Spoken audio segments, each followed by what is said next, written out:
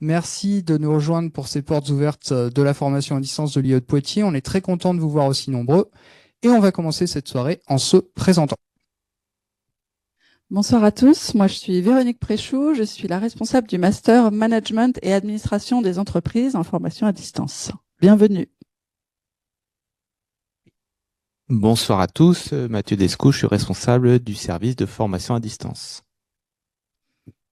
Et bonsoir également à tous, moi je suis Bruno Ferral, je suis directeur adjoint en charge de la formation à distance et j'ai le plaisir d'intervenir dans le Master Finance.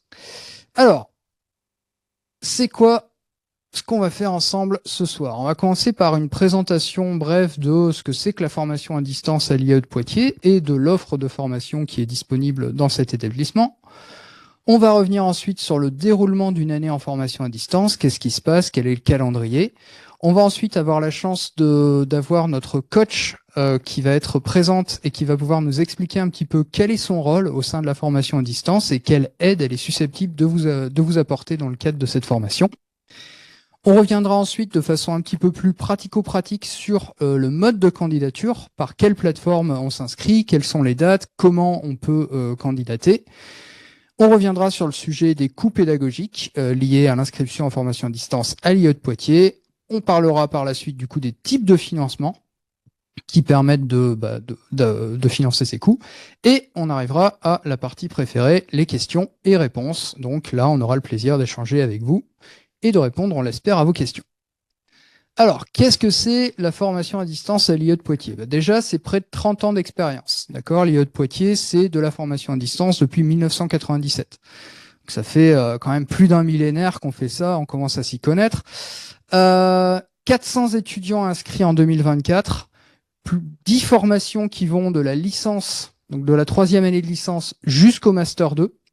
Un taux de réussite plus que satisfaisant avec 85% l'année dernière et une belle équipe pédagogique avec 95 enseignants-chercheurs et intervenants professionnels experts de leur métier.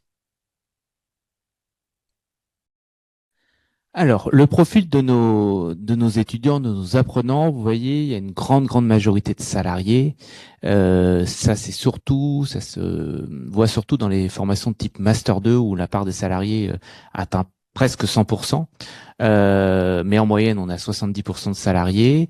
Et puis, les formations type licence ou M1, la part étudiant est un petit peu plus importante, à peu près entre un quart et un tiers.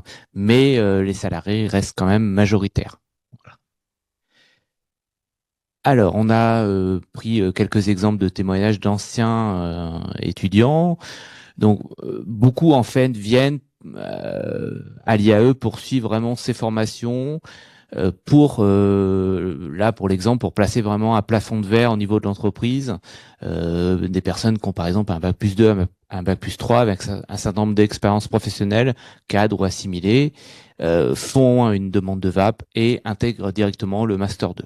Voilà. Après, il y a d'autres types d'étudiants, de postulants.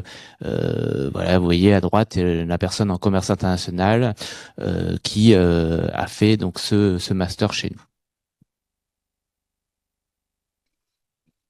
Alors voilà, là on vous a présenté un petit peu les types de profils qu'on peut retrouver, hein, que ce soit des professionnels qui sont en reprise d'études, des gens qui sont un petit peu hors de l'université et qui reviennent par le biais de la formation à distance.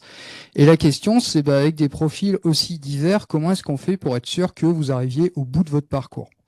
Pour ça, on a un certain nombre de dispositifs qu'on va mettre en place, un certain nombre de ressources. La première et la plus importante de ces ressources, c'est la ressource humaine, avec une équipe entièrement dédiée à votre réussite. Une équipe qui se compose d'abord de gestionnaires de scolarité particulièrement dévoués et compétents, donc qui assurent un support administratif constant et joyeux. On a également une équipe d'experts numériques qui vont eux plutôt être chargés de la maintenance de la plateforme numérique sur laquelle sont les cours, les classes virtuelles, etc. Et c'est grâce à eux qu'on peut vous assurer une qualité de livraison, enfin de remise du contenu et d'accessibilité permanente de cette plateforme. Donc ils sont également indispensables.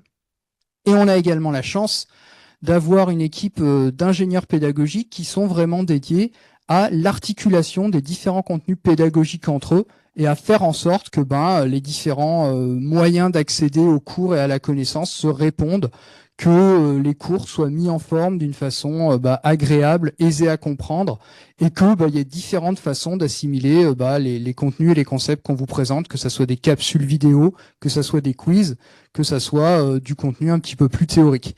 Alors là, ils sont pas inscrits, peut-être qu'ils sont un peu ailleurs, mais on a évidemment une équipe pédagogique particulièrement bien fournie, comme on a vu tout à l'heure, avec de nombreux enseignants-chercheurs, enseignants et intervenants professionnels. Qu'est-ce qu'on fait d'autre? On met à votre disposition un accompagnement personnalisé, à la fois un accompagnement pédagogique avec un contact avec les enseignants qui est assuré par de nombreuses classes virtuelles. Donc, grâce aux équipements qu'on a, ces classes vous placent pratiquement dans la même situation que si vous étiez dans une classe avec l'enseignant, avec des possibilités de l'interpeller, de poser des questions, d'interagir entre vous.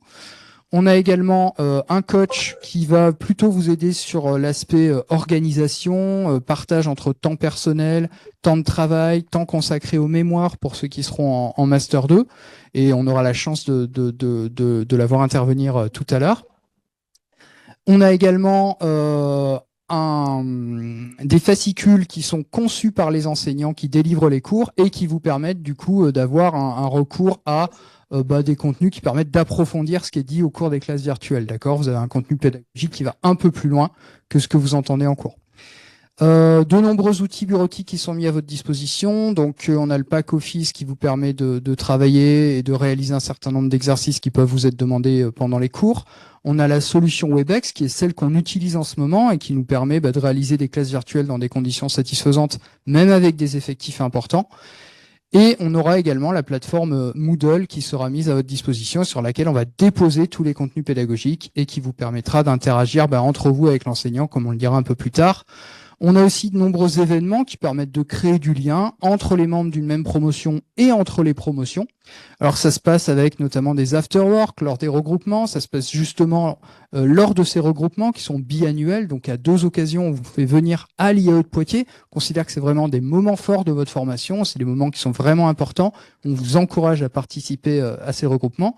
On a également des moments de team building qui peuvent être réalisés au sein des différentes promotions et des conférences à laquelle, en tant qu'étudiant de l'Université de Poitiers, vous êtes conviés et qui vous permettent d'élargir un petit peu vos horizons académiques. Alors, cette plateforme d'apprentissage dont j'ai parlé tout à l'heure, qui est la plateforme Moodle qu'on a adaptée aux exigences de la formation à distance dans notre cas, elle permet de mettre à votre disposition une pluralité d'outils et de supports, donc les cours, les quiz, un certain nombre d'études de cas qui vous permettent vraiment d'appliquer vos connaissances à un cas précis, des évaluations que vous pouvez dans certains cas réaliser à distance, c'est le cas notamment des devoirs d'entraînement, mais c'est également le cas des devoirs de rattrapage dont on pourra peut-être parler plus tard, des exercices d'entraînement, des ouvrages académiques en version numérique, donc qui sont accessibles depuis cette plateforme, qui vous évite d'avoir à aller acheter le bouquin ou d'aller à la bibliothèque universitaire quand vous êtes dans un autre pays, ce qui est quand même pas forcément très pratique. Et un certain nombre de vidéos pédagogiques ou de capsules qui développent des points précis du cours et qui permettent de comprendre rapidement une notion, d'approfondir un point qui a été vu en cours et également parfois de retravailler certains points qui posent un petit peu plus problème. En termes de planning et d'organisation, on met également des outils à votre disposition, comme un agenda partagé qui rappelle les dates essentielles. Tout le suivi et l'accompagnement qui est mis en place, que ce soit par l'équipe administrative ou par l'équipe pédagogique, va vous permettre de vous aider à vous organiser, va vous permettre de vraiment vous rappeler les temps forts, les trucs qu'il faut pas oublier de faire, les étapes, les rendus de livrables en ce qui concerne le mémoire, les devoirs d'entraînement, etc. Et ça va également passer par un certain nombre de rappels par email de la part de l'équipe administrative qui vont vous dire voilà, faut pas oublier, classe virtuelle, faut pas oublier, remise du devoir, etc.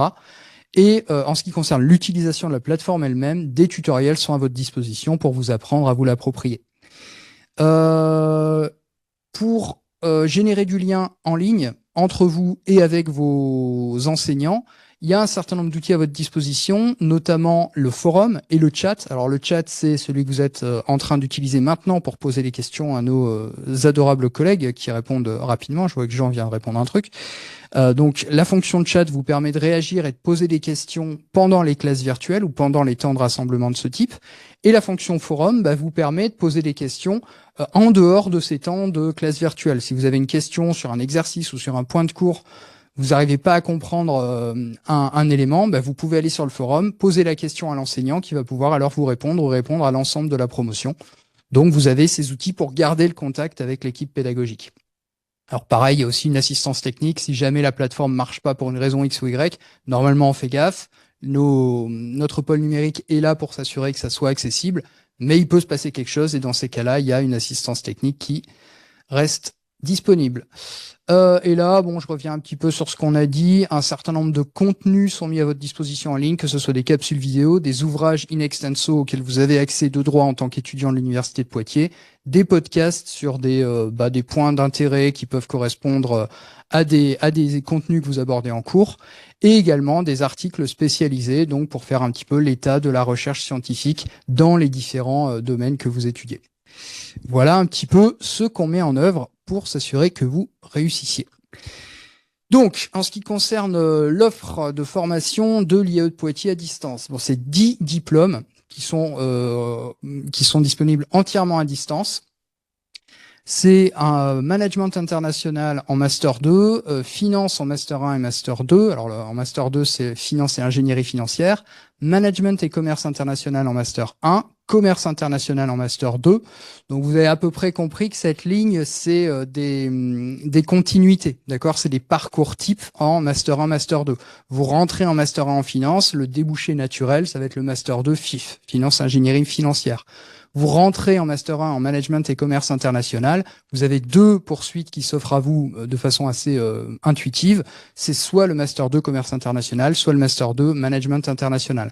Après, vous avez également une licence de gestion qui vous permet de valider donc le grade de licence. Vous avez un master 2 gestion des ressources humaines qui est un petit peu plus spécifique parce qu'il s'adresse plutôt à un public type de professionnels des ressources humaines avec des fonctions d'encadrement depuis plusieurs années et qui cherche à valider un diplôme de Bac+5. Donc là, c'est pas forcément un débouché naturel de formation en master 1 qu'on offre, c'est une formation qui a vraiment un public cible assez spécifique. On a le master 2 intelligence économique, pareil, c'est pas forcément un débouché naturel d'un master 1 qu'on propose, c'est des gens qui sont dans des fonctions de veille, dans des fonctions de sécurisation de l'information, dans des fonctions de sécurité ou de cybersécurité ou de contre-intelligence économique et qui veulent avoir un grade de master parce qu'ils ont peut-être l'expérience opérationnelle mais ils n'ont pas la qualification académique, donc ils viennent chercher ça. Et vous avez également un master de marketing.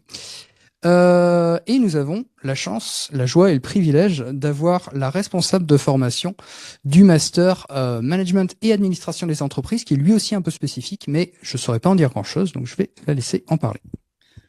Merci Bruno.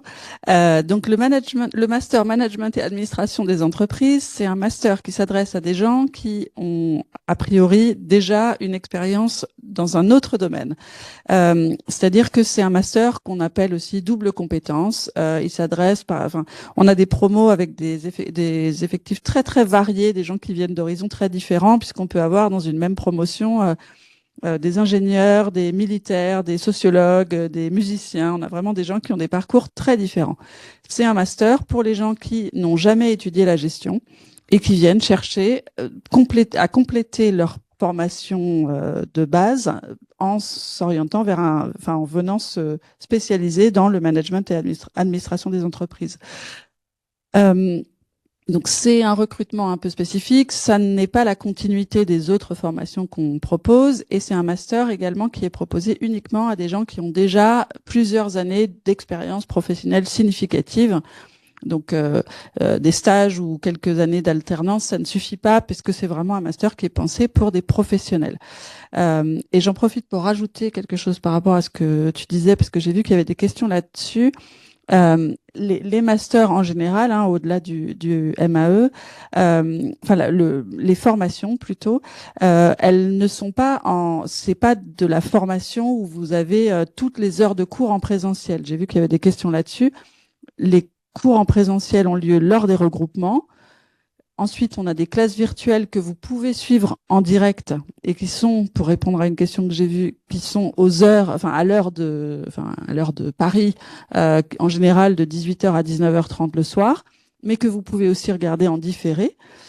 Et le reste du travail se fait à partir des supports qui sont mis à votre disposition. Donc c'est pas des cours, vous travaillez beaucoup en autonomie en dehors des périodes de regroupement et des classes virtuelles qui sont proposées. Et il faut bien comprendre cette démarche-là, c'est-à-dire que la formation à distance, c'est beaucoup de travail en autonomie avec tout un tas de supports et beaucoup d'efforts qui est fait. On a une super cellule d'innovation pédagogique qui vous permet de vous approprier les contenus qui sont mis à votre disposition, mais c'est principalement du travail en autonomie. Voilà. Merci beaucoup pour ces précisions et j'en profite pour rajouter d'autres précisions parce qu'on aime beaucoup être précis. C'est que le master administration des entreprises, le master management et administration des entreprises, j'ai failli commettre un incident diplomatique, et le master marketing sont proposés sur 15 mois. Contrairement à la plupart des autres diplômes qui, eux, sont proposés sur 12 mois. C'est une expérimentation qui est faite notamment pour donner un petit peu plus d'espace à l'activité de rédaction du mémoire. Et si ces expérimentations s'avèrent concluantes, peut-être qu'elles seront étendues aux autres diplômes. Alors, hop, un certain nombre de ces diplômes sont proposés, sont accessibles à l'apprentissage. Alors, je vais voir si je dis pas trop de bêtises, mais normalement, c'est le cas du master finance et ingénierie financière, donc les 2 années du master management et commerce international, et du coup, des 2 master 2, management international et commerce international. Voilà. Donc, qu'est-ce que c'est que l'apprentissage? Vous en avez sans doute déjà entendu parler. C'est une modalité d'enseignement qui se place dans la perspective de l'alternance, c'est-à-dire que vous alternez entre des temps où vous êtes en centre de formation, ou du moins vous êtes en formation, donc vous apprenez auprès de l'IAE de Poitiers, et des moments où vous êtes en apprentissage en entreprise. D'accord? C'est ça le principe de l'alternance. L'idée, c'est que vous vous formez à la fois par le contact avec le métier et par la confrontation au savoir académique. Alors, il y a un certain nombre de conditions qui encadrent la possibilité de signer un contrat d'apprentissage. Tout d'abord, il faut avoir moins de 30 ans révolus, sauf dans un certain nombre de cas, notamment si vous êtes en situation de handicap ou si vous êtes sportif de haut niveau, il n'y a pas de limite d'âge. Et si vous êtes si vous signez par exemple, vous avez 29 ans révolus, votre contrat d'apprentissage pour 2 ans, et le jour où vous aurez 30 ans, on va pas brûler votre contrat et vous dire non, c'est fini, il n'y a plus le droit de le signer, d'accord? Donc la limite de 30 ans révolus, c'est uniquement pour la signature d'un premier contrat d'apprentissage, pas pour la signature d'un deuxième contrat faisant suite à un premier. Le contrat en question est un contrat de travail à durée déterminée et à temps plein qui présente la particularité d'être tripartite. En fait, il est signé entre vous et il y a également l'entreprise et le couple CFA-IAE qui sont impliqués. En gros, il y a une convention qui est passée entre l'entreprise qui vous accueille, le centre de formation des apprentis et nous qui sommes le côté formation du CFA, et qui assureront donc que les missions qui sont proposées par l'entreprise sont cohérentes avec le diplôme qui est visé. C'est le but de la convention tripartite. Donc temps plein, ça veut dire quoi? Ça veut dire 35 heures. Les frais d'un diplôme en apprentissage, c'est plutôt pas trop cher parce que c'est gratuit pour l'apprenti, c'est prévu par la loi, vous n'avez pas à payer quoi que ce soit pour un diplôme en apprentissage, c'est votre employeur qui va régler les frais. L'encadrement est double, c'est-à-dire que vous avez d'une part un maître d'apprentissage au sein de votre entreprise qui est chargé de s'assurer que votre temps en entreprise ne soit pas seulement un temps de travail, mais soit bien un temps d'apprentissage, et vous avez également un tuteur au sein de l'IAE qui s'assure que l'équilibre formation-travail en entreprise est assuré et qui s'assure aussi que les missions sont cohérentes et vous permettent de développer, si vous êtes par exemple en master, des aptitudes à occuper un emploi cadre à la sortie. La durée du contrat est de 1 à 2 ans. Si vous signez un contrat en master 2, c'est 1 an. Par contre, si vous signez un contrat en master 1, la logique, c'est que c'est 2 ans. En fait, c'est jusqu'à l'obtention du grade de master. Et le salaire respecte un certain nombre de règles avec des minima qui varient selon l'âge, qui varient selon le niveau de formation, l'ancienneté dans l'apprentissage, le secteur de l'entreprise, parce qu'il y a des conventions collectives qui fixent des seuils qui dépendent de là où est l'entreprise, et il est toujours fixé en pourcentage du salaire minimum. Hop, alors, comment ça se passe une fois que vous êtes inscrit en formation à distance à l'IAE de Poitiers, que vous avez été admis? Grosso modo, une année, elle se déroule de la façon suivante. Il y a d'abord un premier semestre qui se déroule de octobre à mars, d'accord? Vous rentrez en octobre, il y a un premier regroupement, on vous accueille au sein de la grande maison de l'IAE de Poitiers, On vous fait comprendre que vous faites partie de l'IAE de Poitiers, vous êtes des étudiants de plein exercice comme tout le monde. On vous fait rencontrer vos responsables de formation qui vous exposent un petit peu ce qui va se passer, qui vous présentent les exigences du diplôme et son organisation. Vous avez des temps conviviaux, des temps de rencontre, des temps d'études, de travail. Ensuite, on repart sur du travail en autonomie entre octobre et mars, avec des classes virtuelles qui vont venir rythmer ces temps de travail en autonomie. En mars, on a une première session d'examen. Donc vous revenez, vous passez vos examens, vous êtes bien stressé avant, vous êtes bien soulagé après. Et on passe ensuite sur le second semestre. Donc là, qui se déroule plutôt entre mars et fin mai, un peu plus court. Où vous avez un devoir d'entraînement et 2 classes virtuelles, comme au premier semestre, avec, encore une fois, des temps de travail en autonomie assez importants et des classes virtuelles qui viennent rythmer, qui viennent casser un petit peu l'isolement, qui viennent vous remettre, on se remet tous ensemble, on voit où on en est et on avance sur certains points de cours. En juin, vous avez la deuxième session, enfin pas la deuxième session, mais les examens du second semestre. Voilà. Et ensuite, vous êtes sur la fin de la rédaction de votre mémoire quand vous êtes en M2. D'accord? Parce que en M2, vous avez un mémoire de recherche à réaliser. C'est une exigence pour valider un diplôme de type master. Et alors, je vous conseille pas de le commencer en août. Là, on a mis août-septembre. Hein, je vous conseille pas de le commencer en août.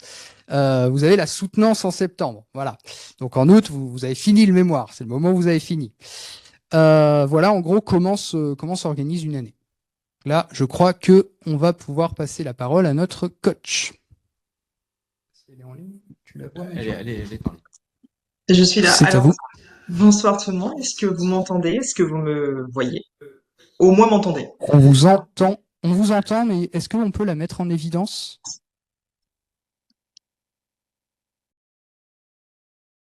Vous me dites quand c'est bon. Bon, on peut pas. J'ai essayé, mais Ok. on peut pas. Mais on vous voit. Pas de souci. Vous pouvez en revanche de chez vous mettre la coach en évidence pour la voir un peu plus. D'accord. Donc je vais commencer. Alors, bonsoir à tous. Merci à l'équipe pédagogique de l'IAE de Poitiers de m'avoir invité ce soir pour vous présenter du coup la formation de coaching. Comme ça vous permettra de pouvoir directement commencer si vous en avez besoin à la rentrée universitaire prochaine. Alors, à qui s'adresse cette offre? Elle s'adresse à tous les étudiants qui sont inscrits à l'IAE de Poitiers en formation à distance pour l'année universitaire qui va arriver, donc 2025-2026, sans distinction d'âge, de formation. C'est vraiment pour tout le monde. Elle se déroule en visioconférence, donc totalement en ligne. Vous pouvez la suivre depuis chez vous, quel que soit le pays. Juste attention à quand vous allez réserver des créneaux qui seront prédéfinis, à bien prendre en considération que le créneau horaire est calé sur le créneau horaire de Paris. Donc l'heure universelle plus 1 et attention au changement qu'il va y avoir entre l'heure d'hiver et l'heure d'été pour ceux qui sont à l'étranger et qui sont dans un pays où il n'y a pas de changement horaire. Alors, concernant les créneaux, pour cette année, ils étaient entre 15 minutes minimum et on pouvait en prendre 2 et ça faisait 30. Et je me suis rendu compte avec les étudiants que c'était très court, 30 minutes, et ça créait du décalage pour les étudiants qui passaient après. Donc, on entre directement sur des créneaux de 30 minutes et si vous avez des besoins supplémentaires, vous pourrez en réserver d'autres. Il est important que si vous avez un empêchement ou que finalement vous n'avez pas besoin d'un deuxième créneau, que vous l'annuliez dès que vous savez que vous n'en aurez plus besoin pour que quelqu'un d'autre puisse en bénéficier et aussi donc pour éviter que le créneau soit tout simplement perdu. Alors, comment se passent ces échanges? J'avais pas fini, est-ce que vous pourriez juste... Désolée, merci. Alors, il s'agit de temps en individuel pour ces créneaux de 30 minutes sur lesquels je réponds à toutes vos questions sur vos besoins et tenter d'agir sur vos difficultés. Sachez qu'il n'y a vraiment pas de questions bateau. J'ai été à votre place pendant plusieurs années, j'ai fait plusieurs formations à distance. Donc des fois, j'avais des questions qui pourraient vraiment paraître, on va dire, bêtes ou pour quelqu'un qui était déjà en formation à distance. Mais il n'y a jamais de questions qui soient inutiles parce que des fois, c'est vraiment ce qui peut faire que la motivation repart ou ce qui peut faire que vous débloquez en fait sur un point sur lequel vous pouvez avoir une baisse de motivation. Donc, toutes les questions vraiment peuvent être posées. Concernant la prise en charge financière, elle est complètement assurée par l'IAE de Poitiers. C'est-à-dire que quand vous réservez un créneau, vous n'avez rien à payer. Le logiciel est déjà préprogrammé pour que vous ayez juste en fait à réserver la séance qui vous convient. Et à côté des temps en individuel, il y a également des temps collectifs, typiquement sur l'année universitaire en cours, donc 2024-2025. Pardon. Il y a eu 4 classes collectives qui étaient là, donc adressées à tous les étudiants de l'IAE et qui se situaient donc avant la fin de l'année calendaire, donc mi-décembre, pour pouvoir ne pas, comment dire, pour pouvoir faire au mieux le virage entre l'année scolaire, enfin entre l'année 2024 et l'année 2025, parce que souvent c'est une période un petit peu délicate avec les fêtes de fin d'année, avec la fermeture de l'université. C'est une période un petit peu délicate. Donc il y avait une première classe virtuelle collective là, une avant les examens de session 1, une avant les examens de session 2 et une avant les sessions de rattrapage, donc qui là n'a pas encore eu lieu même cette année universitaire en cours. Merci. Est-ce qu'on peut passer à la... Voilà. Sachant que si vous avez des questions, je pourrais y répondre tout à l'heure sur le temps de questions-réponses. Alors, concernant le coaching individuel, tout comme le coaching collectif, je vous présente le type de questions qui a pu m'être posées ou les questions pour lesquelles je peux totalement, pour répondre, en tout cas vous donner des conseils. Donc, il y a eu des questions typiques.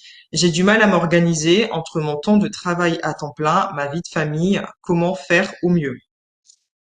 Pour la plupart d'entre vous, comme le disait tout à l'heure l'équipe pédagogique qui présentait le profil des étudiants, beaucoup d'entre vous sont employés en parallèle, donc en emploi, certains sont en reconversion professionnelle, donc forcément il faut jongler entre le temps que vous avez sur votre formation à côté, enfin votre emploi, votre formation, et certains d'entre vous avez des enfants, parfois même des enfants en bas âge, et donc comment trouver l'équilibre. Donc là il y a toute une panoplie d'outils que je vous propose. Ça peut être un emploi du temps à la semaine, un emploi du temps au mois, un emploi du temps à la tâche, ou en tout cas les autres, les autres leviers que vous pouvez débloquer, mais que vous n'utilisez pas forcément dès le début par crainte, par doute. Donc il y a un échange tout autour de ça, sachant que il est important que l'accompagnement soit individualisé parce que ce que je vais dire pour une personne ne sera pas forcément valable pour une autre personne parce qu'on n'a pas tous les mêmes mécanismes cognitifs, on n'a pas tous les mêmes réalités au quotidien et on n'a pas tous la même conception de la motivation. D'où le fait que ce soit important qu'il y ait des temps en individuel. J'ai aussi eu des questions typiques. Je reprends les cours après 20 ans, c'est-à-dire 20 ans sans avoir mis les pieds dans une salle de classe pour rédiger une copie ou un devoir. Je me sens comme un enfant à la maternelle et j'ai des appréhensions par où commencer. Typiquement, ça c'est une question que j'ai eue en tout début d'année universitaire l'année dernière. Une autre question, je travaille plutôt bien mes cours, donc cette personne en question n'a pas de difficulté à travailler ses cours en soi. Je pense que j'ai un bon rythme, mais j'ai du mal à savoir où je suis, si je suis dans les temps, comment me repérer. C'est-à-dire que la personne travaille, elle n'a pas du mal à travailler ses cours, elle n'a pas de difficultés particulières, mais elle ne sait pas si elle en avance, elle ne sait pas si elle est en retard.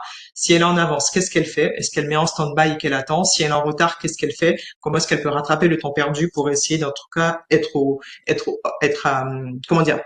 ou prêt de manière optimale avant les examens du semestre 1 ou du semestre 2. Une autre question, je suis de nature anxieuse et crains la période de révision et des examens, comment ne pas me laisser dépasser? Donc dépasser par les émotions, mais ne pas se laisser dépasser, par l'anxiété aussi. Donc ça, ce sont des sujets qu'on peut travailler en individuel. Et typiquement, une dernière question, j'ai des difficultés considérables dans les matières avec les chiffres, donc c'est tout ce qui va toucher la comptabilité, la finance, enfin tout ce qui va nécessiter de la maîtrise de formules, par exemple. Et celle où il y a beaucoup d'éléments à mémoriser, tout ce qui va être matière où il y aura beaucoup de textes de loi, de dates à retenir, d'éléments en fait qui ne peuvent pas être, on n'est pas sur de la création, sur laquelle il y a beaucoup de mémorisation, donc c'est de ces matières-là dont il est question. Comment réviser efficacement? Sachant que chaque organisme de formation a sa particularité. À l'IAE de Poitiers, je sais que pour certaines matières, les étudiants avaient accès à leur fascicule. Donc forcément, en fonction des conditions d'examen que vous avez, j'adapterai mon discours pour ne pas vous dire, il faut réviser toute la matière, tout mémoriser, alors qu'au final, le jour J, vous allez avoir accès à votre fascicule. Donc voilà. Typiquement, le type de question qui peut être posé parmi tout un tas d'autres. Encore une fois, je le répète, il n'y a pas de question bateau. Est-ce que vous pourriez passer à la dernière slide, s'il vous plaît? Alors, typiquement, voici un exemple d'outil d'organisation pour le temps de travail que je propose à des étudiants en temps collectif, mais que je présente aussi sur les classes virtuelles, pardon, sur les temps individuels, mais que je présente également en classe virtuelle collective. Là, c'est un tableau d'organisation de tâches sur les éléments sur une période de 1 mois. Et ce tableau, il est vraiment réel. Il a vraiment concerné la formation de M1 Finance pour la période de décembre 2024. Et typiquement pour les dates, vous voyez du 1 au 8, du 9 au 15, qui correspond en fait à des semaines allant du lundi au dimanche. Le nombre de tâches est 9 et le nombre d'heures a été évalué à 65 heures. Encore une fois, cette évaluation d'heures, à chaque fois que vous la verrez, faut vraiment savoir c'est une indication. C'est pas parce qu'il y a écrit 65 heures que ce sera 65 heures. Quelqu'un qui aura de grandes facilités dans une matière, bah forcément, elle aura besoin de moins de 65 heures pour réaliser ses tâches. Quelqu'un qui aura plus de difficultés aura besoin de plus de 65 heures pour réaliser ses tâches. Mais comme je le dis souvent aux étudiants, à partir du moment où vous êtes conscient de vos difficultés et de vos facilités dans certaines matières, le fait de passer plus de temps sur une matière ou moins de temps sur une matière ne devrait pas venir, comment dire, vous déséquilibrer par rapport à votre façon d'apprendre, par rapport à ce qui vous a été indiqué. L'indication, c'est pour ne pas que vous soyez perdu. Donc, si vous passez un peu plus de temps, ok, vous avez plus de difficultés dans cette matière, mais cela ne fait pas, cela ne vous empêche pas en fait d'aller plus loin et de poursuivre dans ce sens. Ça va nécessiter de serrer un peu plus les dents, oui, mais c'est possible. Donc, si je repars sur cet outil qui a été préparé pour les étudiants, typiquement, ils avaient 2 devoirs à rendre sur le mois de décembre. Donc forcément, ces devoirs, je les ai mis en rouge et surlignés en rouge parce que ça va être les tâches numéro 1 à prendre en considération et j'ai indiqué les dates butoirs. Ensuite, en parallèle de ces devoirs à rendre, il faut aussi préparer les lectures des cours pour lesquels il y aura des devoirs à rendre le mois suivant. Il faut aussi préparer la correction, enfin assister au CV de correction des devoirs qui ont déjà été rendus pour s'assurer qu'on a bien compris le cours, là où on a un petit peu eu des difficultés, comprendre ce qu'on pourra améliorer justement en préparant les examens qui vont arriver. Et bien sûr, il y a aussi les CV avant en fait les rendus de devoirs qui sont là aussi pour mieux amorcer la matière pour poser les premières questions. Donc, je vous conseille personnellement de participer à tous ces 3 types de CV-là si vous le pouvez, parce que forcément, ce sont des éléments que vous avez en plus pour vous sentir plus à l'aise et pour pouvoir participer, pour pouvoir aller aux examens de la manière la moins stressée que possible. Et pour revenir aux classes virtuelles collectives, bien les classes virtuelles collectives, elles sont systématiquement enregistrées et le replay est ensuite mis à disposition des étudiants qui n'ont pas pu y assister. Sachant que les classes virtuelles, l'avantage d'y assister en synchrone, c'est de pouvoir poser les questions que vous souhaitez en temps direct.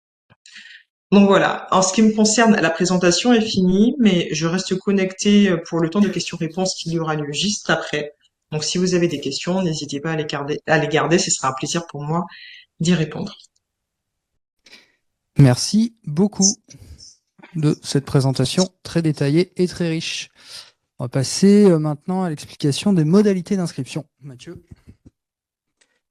Alors, on a remis en fait la diapo Mon Master. En fait, il faut savoir que Mon Master, ça concerne un nombre d'étudiants assez particulier.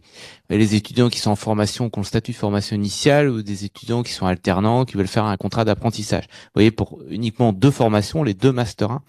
Alors, vous avez vu que les dates sont passées. Voilà, mais c'est vraiment bien pour vous situer, vous faire comprendre que là, ça concerne uniquement les profils d'étudiants initiales et les alternants. Pour les 2 formations de Master 1, c'est de fin février à fin mars. Donc là, effectivement, pour cette année, c'est passé. Voilà.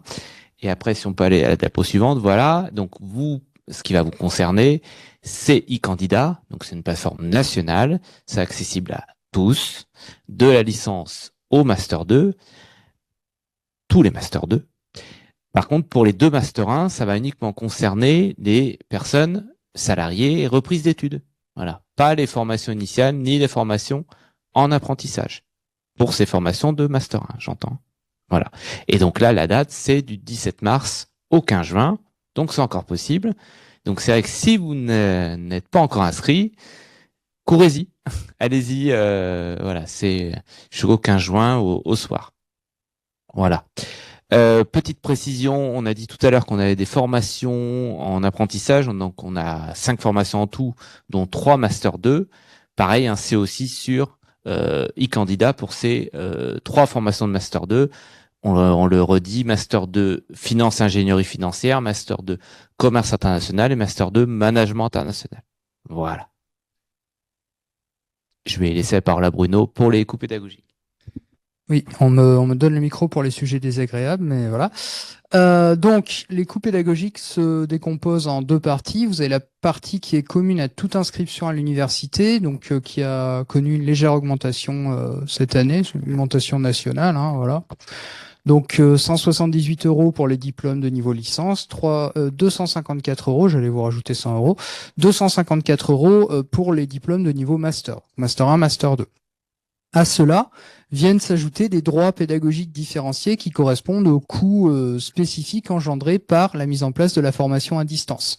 Donc là, les financements sont différents, les coûts sont différents, selon la modalité de financement. Lorsqu'il s'agit d'un financement individuel, c'est-à-dire c'est vous qui financez seul, c'est 2100 € pour la licence 3, 3400 € pour un diplôme de niveau master 1, 4200 € pour un diplôme de niveau master 2. Lorsqu'il s'agit d'un financement par votre employeur, par votre entreprise, là, les coûts sont de 3500 € pour la licence 3, 4700 pour le master 1 et 5400 pour le master 2. Je vais repasser la parole à Mathieu. Merci. Petite précision, vous avez vu tout à l'heure sur la diapo, on a vu toutes les formations. Toutes nos formations sont éligibles au CPF. CPF, compte personnel de formation. Tous les ans, on a à peu près un tiers de nos stagiaires qui sont financés par ce biais. Donc c'est vrai que si vous êtes concerné, vous avez encore le temps d'abord il y a la partie. Ce qui est le plus important pour l'instant, c'est si vous n'êtes pas encore inscrit, allez sur e-candidat jusqu'au 15 juin. Et puis après, cette partie financement peut se faire en parallèle, mais attendez d'être sûr d'être admis à suivre la formation. Voilà. Parce que c'est vrai qu'il y a une procédure particulière. Il faut aller sur la plateforme Mon compte formation. Mais il y a un timing en fait à respecter.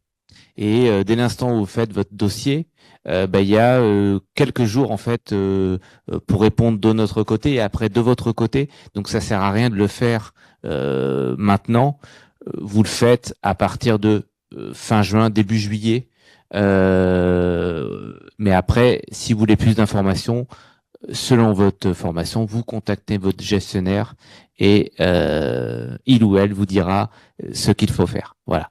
Donc ça, effectivement, premier type de financement, le CPF. Alors, comme c'est compte personnel de formation, on se base, nous, c'était un choix de l'IAE, sur un financement individuel. Donc 2100 pour la licence, 3400 pour le Master 1, 4500 pour tous les Master 2. Voilà. Donc voilà les 3 niveaux de formation pour le financement individuel. Si c'est vous qui financez individuellement votre formation, en fait, on va vous établir un contrat de formation avec un échéancier de paiement, contrat de formation donc signé par vous et par l'IAE, et on va vous donner la possibilité de payer en fait en 3 fois. Un tiers à l'inscription, septembre, un autre tiers au mois de janvier et le dernier tiers au mois de mars, qui permet un petit peu d'étaler le coût de la formation qui est quand même assez important. Voilà. On a également des personnes qui sont demandeurs d'emploi. Donc ça, c'est pareil.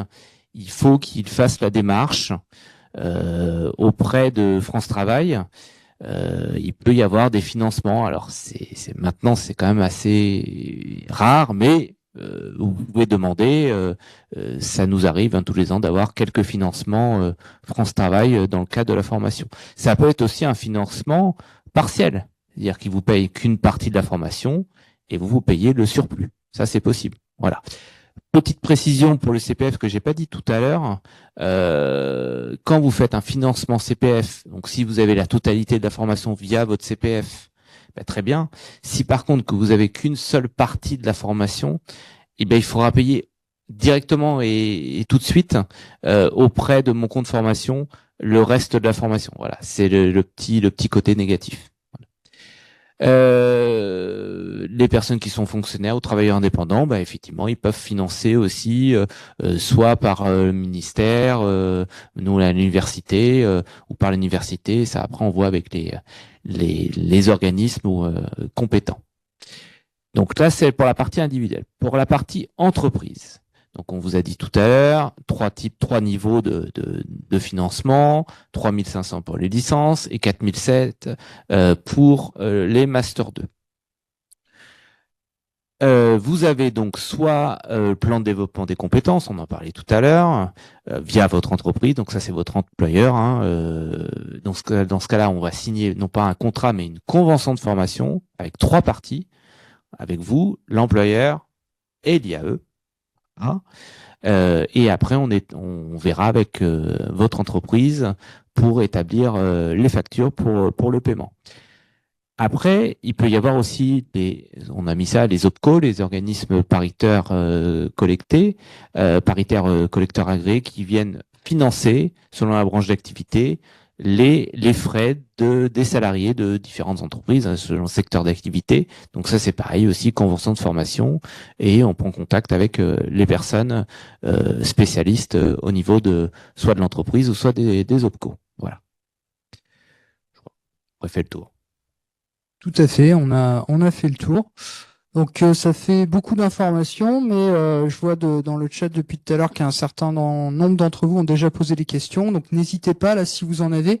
Je me permets un petit encouragement si vous avez des questions d'ordre pédagogique ou des questions qui concernent le master management et administration des entreprises. Si vous pouvez les poser au début parce que Madame Préchou va devoir nous quitter à 19 h, donc il faut sauter sur l'occasion. N'hésitez pas Oui, il y a une main qui se lève, mais... Peut-être mettre leur caméra aussi. Loïc, allez-y. Oui, bonjour. Est-ce que vous m'entendez? Oui, très bien. Ok, parfait. Alors, je peux pas mettre la caméra parce que j'ai eu un petit accident avec la caméra, je suis désolé.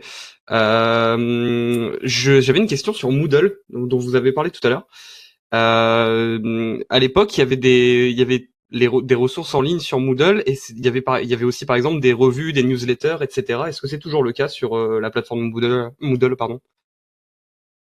Alors nous, on n'a pas de newsletter qui soit spécifique à nos formations à distance. C'est-à-dire qu'on aura des contenus pédagogiques qui seront mis à disposition via la plateforme Moodle, mais ces newsletters, elles sont pas générées automatiquement par Moodle, hein, il faut les alimenter. Et nous, on n'a pas une démarche d'alimentation de newsletters spécifiques pour l'ensemble de nos formations. D'accord, ok, bah très bien. C'était par rapport aussi au contenu de la BU. Est-ce que vous savez un peu, est-ce qu'il y a une partie du catalogue ou est-ce que c'est des ressources prédéfinies? Alors, quand vous intégrez la formation à distance, vous êtes de facto étudiant de plein exercice de l'Université de Poitiers. Vous avez accès à 100% du catalogue des bibliothèques universitaires de l'Université de Poitiers. Vous avez accès aux pré-interbibliothèques. Alors, c'est un peu plus compliqué parce qu'il faut venir chercher les bouquins, donc c'est sur place. Mais en revanche, vous avez accès à l'intégralité des ressources numériques rendues disponibles par les bibliothèques universitaires. D'accord, je vous remercie. Est-ce qu'il y a d'autres questions? N'hésitez pas à lever la main pour qu'on vous donne la parole. Oui. Allez-y. Oui, bonjour. Ah, je ne sais pas qui a pris la parole. Ah oui, je vous vois. Éminemment, j'appelle du Togo. Quelle est votre question? Oui, le diplôme qui est délivré, par exemple, en master finance, j'ai cru comprendre que c'est un diplôme national. Qu'est-ce que cela veut dire? Alors, ça veut juste dire que c'est un diplôme national de master. Ça veut dire qu'on est habilité à délivrer le grade de master. Parce qu'il y a un certain nombre d'établissements qui vont vous délivrer des diplômes qui vont s'appeler master, ou qui vont s'appeler Master of Science, ou qui vont s'appeler bien des choses qui ressemblent vaguement à master, mais qui ne délivrent pas le grade universitaire de master. Ce grade va par exemple conditionner l'accès à certains concours de la fonction publique ou l'inscription en thèse. En fait, moi, l'objectif de cette formation, ce n'est pas du tout pour chercher de l'emploi, Je suis le directeur général adjoint du Trésor public du Togo. Bientôt, je dois quitter l'administration publique et je compte m'installer à mon propre compte. Je suis un expert agréé en comptabilité publique, un expert du département des finances publiques du FMI, mais je compte travailler aussi avec le secteur privé. C'est pourquoi je me suis inscrit à ce master. C'était vraiment pour savoir, quand on a dit diplôme national, est-ce que l'État français reconnaît ce diplôme à distance? C'était ma préoccupation principale. Voilà, donc la réponse est oui, il s'agit d'un diplôme de master. Comme tout diplôme universitaire délivrant le grade de master, il est reconnu par le ministère de l'Enseignement supérieur. D'accord. Et c'est le même diplôme qui est obtenu quelles que soient les modalités, que vous le fassiez à distance ou en présentiel, vous obtenez le même diplôme à la fin. C'est un diplôme universitaire. Ok. Là, ça me rassure. Maintenant, pour le dossier de candidature, il y a beaucoup de papiers que vous demandez. Et, par exemple, le baccalauréat, moi, il y a en 89, il faut aller chercher le relevé quelque part.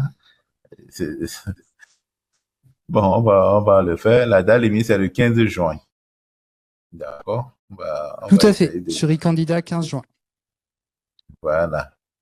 Alors, est-ce Merci. que je dois faire une validation des acquis professionnels avant de m'inscrire, ou bien dès que j'envoie le dossier, vous allez l'étudier? Alors, en fait, tout dépend du niveau que vous avez, du niveau de diplôme que vous avez. C'est-à-dire que nous, pour être inscrit en Master 1, il faut un grade de licence ou équivalent. Pour être inscrit en Master 2, il faut effectivement soit disposer d'un Master 1 validé ou équivalent, ou alors faire une validation des acquis de l'expérience, c'est-à-dire disposer, par exemple, vous avez une licence et vous avez de nombreuses expériences dans l'encadrement supérieur, dans des fonctions financières, vous faites une VAE, une VAP, et ça vous permet d'accéder directement au Master 2. Voilà. Oui, bon, c'est ce que moi, je vais commencer par le Master 1 parce que il vaut mieux maîtriser tout avant d'arriver, au lieu de sauter dedans comme ça, quelque part. Surtout pour le Master Finance, effectivement.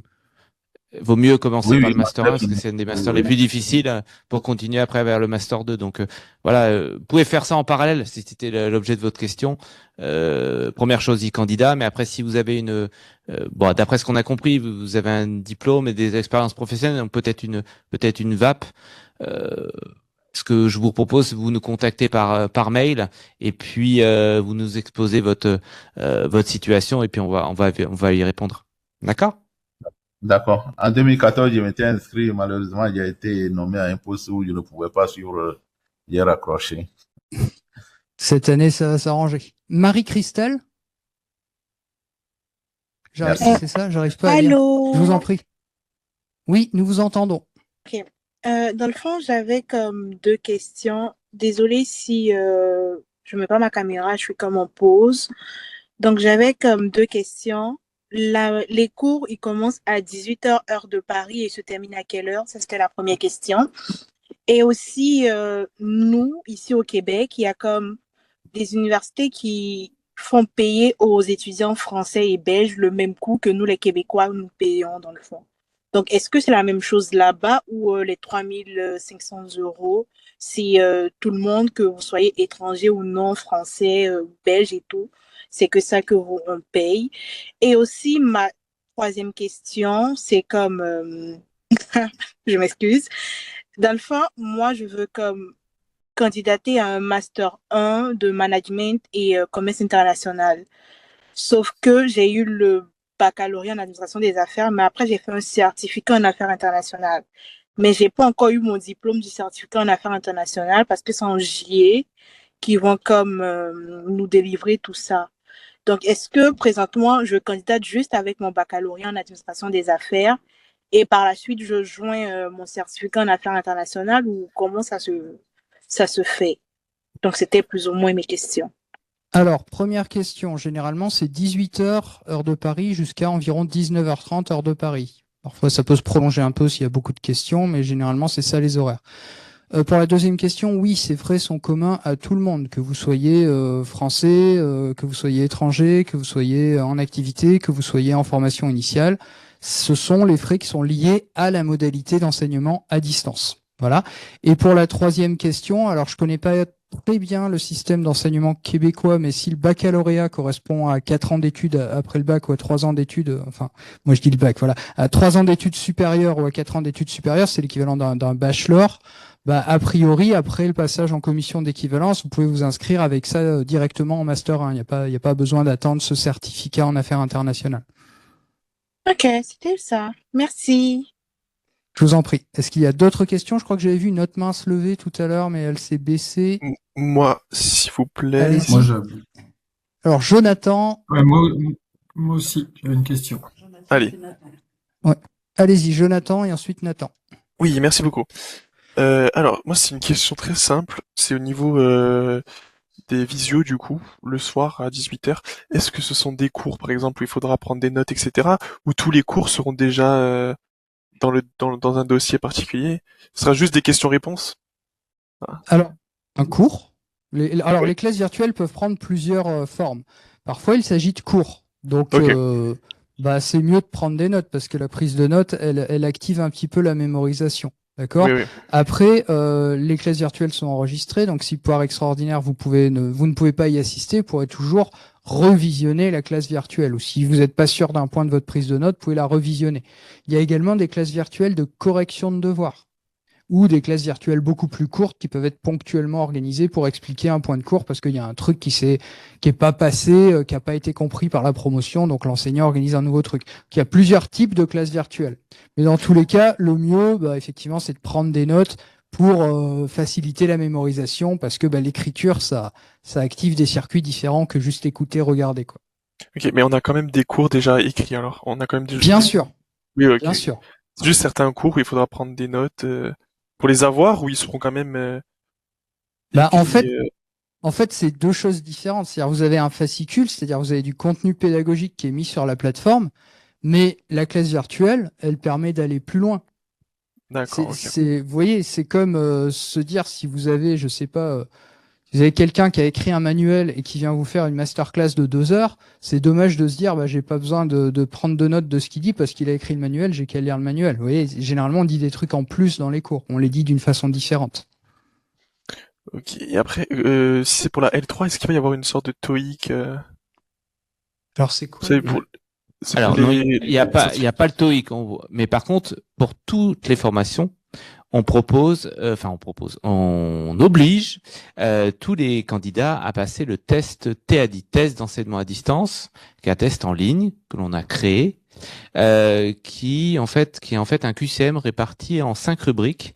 Vous avez culture générale, logique et mathématiques, droit, économie, gestion, anglais et expression écrite. Donc c'est pas un test de sélection, c'est un test de positionnement.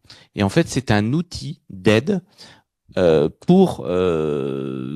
qui va permettre à chaque responsable de formation de voir un petit peu votre niveau dans certains domaines, et ça va lui permettre un petit peu d'avoir quelque chose en plus par rapport à votre dossier.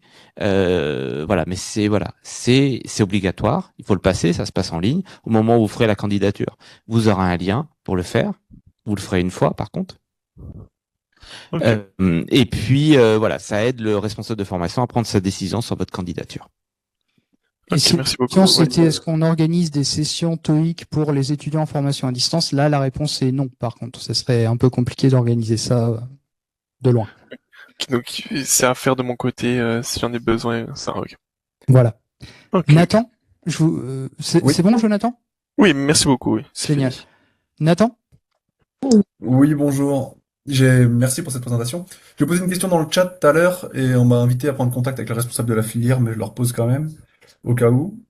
Pour le master en management et administration des entreprises, vous avez précisé... Ouais, c'est pour ça que j'ai sauté sur l'occasion. Vous avez précisé qu'il fallait des années de salariat. Moi, j'ai une seule année de salariat et je voudrais continuer à me former parce que j'aimerais... donc j'ai un profil technique d'ingénieur. Et je voudrais compléter mon profil par de l'administration pour après partir sur une carrière un peu de manager, chef de projet. Et donc, je serais intéressé par cette formation pour compléter mon diplôme. Et la question, voilà, c'était est-ce que 1 an de salariat, c'est trop limité? Et ou est-ce que c'est discutable? Et dans ce cas-là, je vous envoie un mail comme ça m'a été demandé. Alors, a priori, on demande 3 à 5 ans d'expérience professionnelle. En revanche, si vous avez fait de l'alternance pendant toute votre scolarité, eu des jobs d'été, etc., je regarde les dossiers. Donc, n'hésitez pas à peut-être m'envoyer un mail avec votre CV. Je vous donnerai un avis avant que vous ayez fait tout le dossier. Mais en principe, 1 an, a priori, non, ce sera pas suffisant. Donc, je vous inviterai à attendre un petit peu. C'est vraiment, enfin, l'idée, c'est que c'est une formation qui est destinée à des gens qui ont accumulé suffisamment d'expérience, de connaissances de l'organisation, de maîtrise d'un certain nombre de sujets de l'entreprise. Donc, 1 an, ce sera un peu limité et ça risque de vous mettre en difficulté, en fait, par rapport au groupe. Ok, ok, très bien. Bah, c'est vous qui décidez à la fin. Je suis pas très sûr de voir ce que 2 ans de plus dans une entreprise. En fait, je trouve ça dommage pour moi parce que en tant que jeune motivé à se former, c'est vrai que c'est limitant de juste devoir attendre. Mais je peux comprendre votre position. Je vous enverrai un mail et vous me donnerez la sentence. Ça marche. Merci. Alors, non, c'est pas une sentence, c'est vraiment, enfin, un accompagnement aussi pour vous accompagner vers la réussite, quoi. L'idée, c'est que il y a une vraie différence de maturité entre quelqu'un qui a 1 an d'expérience et 3 à 5 ans, quoi. Très bien. Vous me direz. Merci beaucoup. Merci. Turon, je suis désolé, mais mes lunettes sont pas dans très bon état. C'est ça? C'est bien Turon? Bonjour. Donc effectivement, pour madame. Alors, on vous entend très très mal. On vous entend très très mal. J'ai mis ma question par écrit, c'est savoir s'il y a des projets ou des études de cas à mener en groupe pour le MME. Alors, ça... Pardon. Si j'ai bien compris la question, c'est est-ce qu'il y a des projets ou des études de cas en groupe? Ça dépend des formations. Voilà. Je peux pas vous donner une réponse. C'est pour le MAE. C'est pour le MAE. Ah bah. Alors, pour le MAE, oui, il y a une matière qui consiste en une simulation de gestion où là, c'est un vrai travail de groupe. Aujourd'hui, c'est à peu près la seule qui demande vraiment un travail de groupe. Ensuite, nos étudiants sont quand même amenés à échanger, à travailler entre eux, quoi. D'accord. Bon, comme le son est très mauvais, je vais arrêter là. Ça ira, merci. Désolé. Sophie, votre micro est coupé.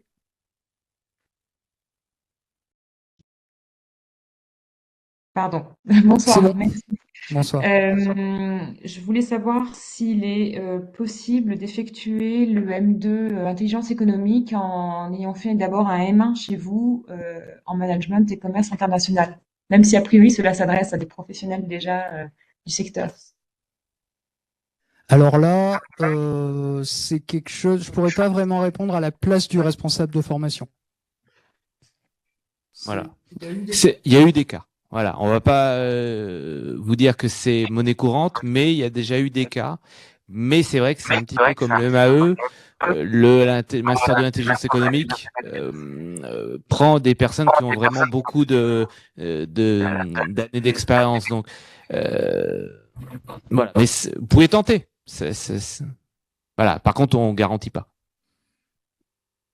Je vais me permettre de faire un dernier appel pour les gens qui auraient des questions pour le MAE, parce que Madame Préchou va devoir partir dans les 2 minutes qui suivent. Donc avant que votre carrosse se transforme en citrouille, si vous avez une question, posez-la.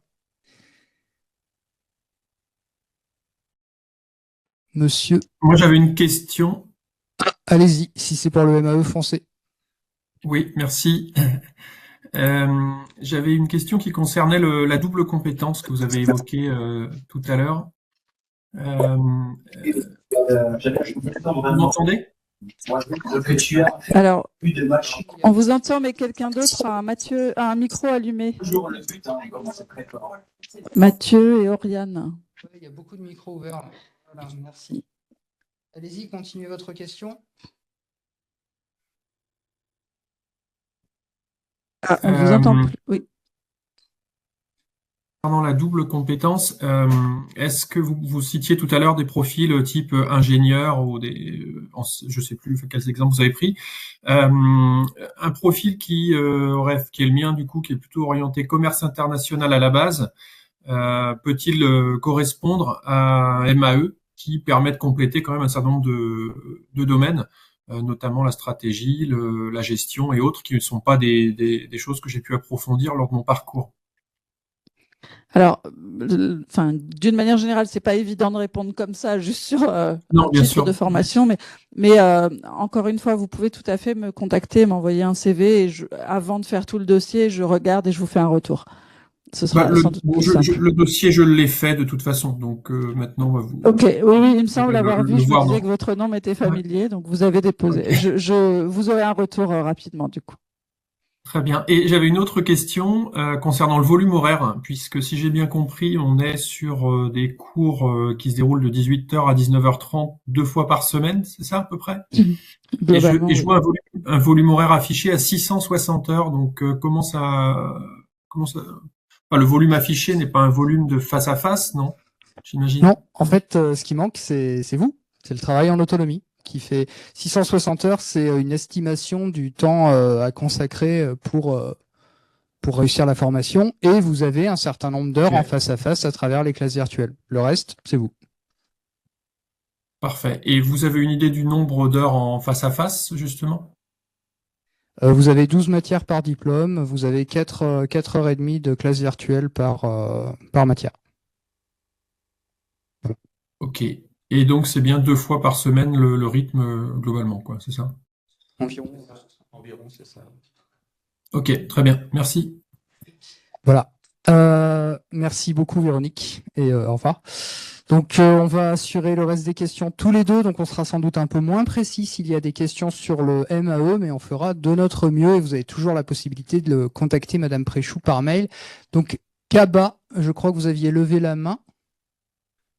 Et après, il y a Monsieur Hamel.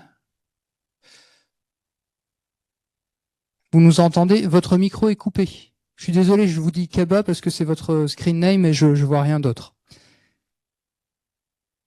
Bon. C'est Hamel? Oui. Ah, voilà, désolé, hein, mes lunettes sont pas très bonnes. Hamel, je vous écoute. On vous écoute. Alors, votre micro est ouvert, mais on ne vous entend pas. Petit problème de son. Oui, ça, ce sont les aléas du direct.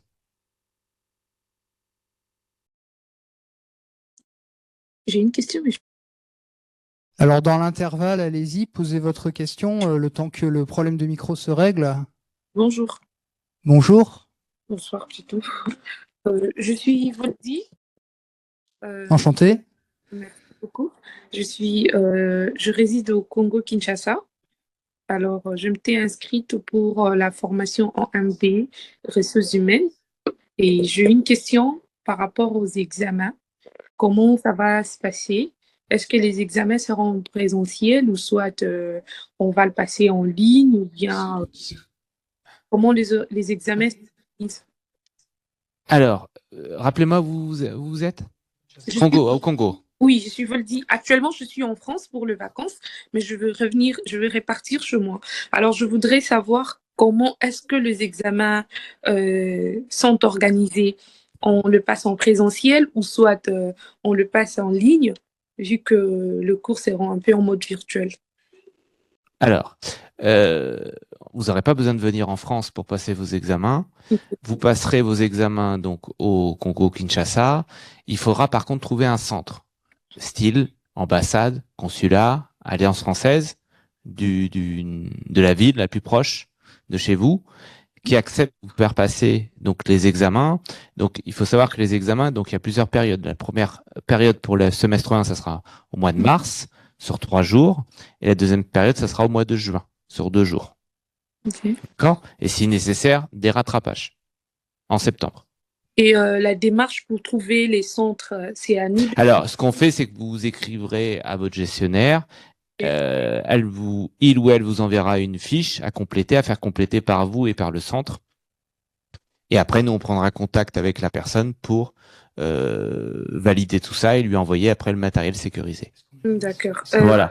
J'ai une deuxième question. C'est par Oui. rapport à l'organisation de la fin de cours. Comment ça se passe? Il y a une cérémonie pour la remise des diplômes? Oui, bien sûr, bien sûr. Il y a une cérémonie qui est généralement fin du mois de novembre et qui est organisée donc à une quinzaine de kilomètres au Futuroscope. Je sais pas si vous connaissez, c'est un parc d'attractions.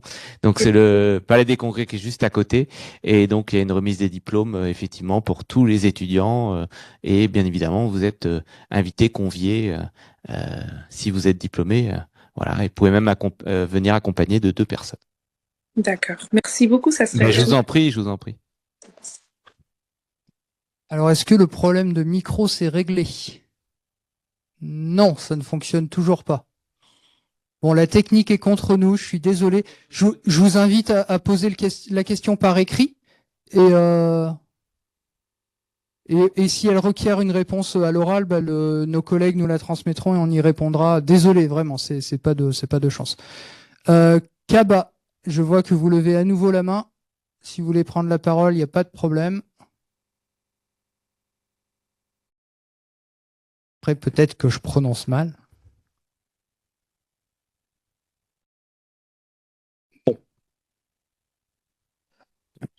Oui, mais Sophie, je pense que c'est que la main n'a pas été baissée, à moins que Sophie, Turan et David, vous ayez d'autres questions.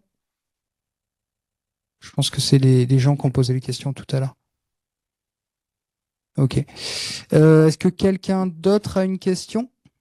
On est preneur. Moi, j'avais. Allez-y, David. Oui, j'avais une question. Les journées de présentiel, donc qui ont lieu 2 fois par an, si j'ai bien compris, concernent le MAE aussi? Oui, tous les diplômes. D'accord, très bien. Et est-ce que vous avez une idée des effectifs en fait dans le MAE? Alors, je vais vous donner une fourchette. On est entre 20 et 30 personnes. Voilà, une promo entre 20 et 30 personnes. Pour le MAE, j'entends. Après, c'est selon le type de formation. Pour les formations, alors là, je vais faire une petite parenthèse pour les autres personnes, si ça les intéresse. Pour la licence, on est entre 50 et 70 personnes. Mais c'est très fluctuant d'une année sur l'autre. Pour les formations de M1, on est entre 40 et 50. Et pour les formations de M2, on est entre 30 et 40. Voilà. Mais voilà, vous concernant, entre 20 et 30. Très bien. Et il est possible presque j'ai vu dans le chat, de postuler éventuellement, enfin de candidater sur 2 masters, puisque en lien avec ma question précédente, mon parcours initial étant en commerce international, mais uniquement à bac+4, je pourrais envisager de candidater sur un M2 comme en management international.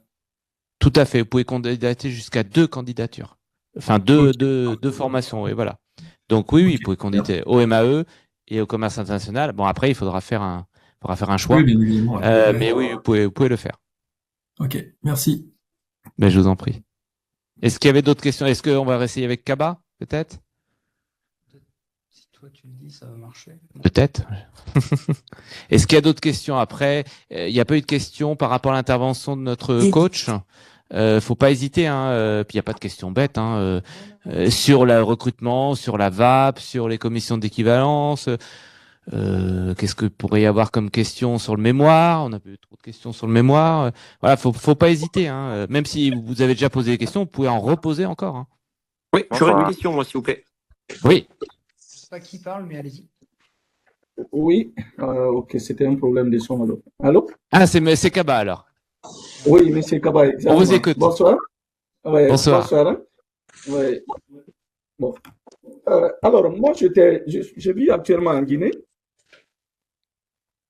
Mais en 2020, saison 2020-2021, j'étais inscrit à Kerch de Bordeaux dans le cadre du DSCG.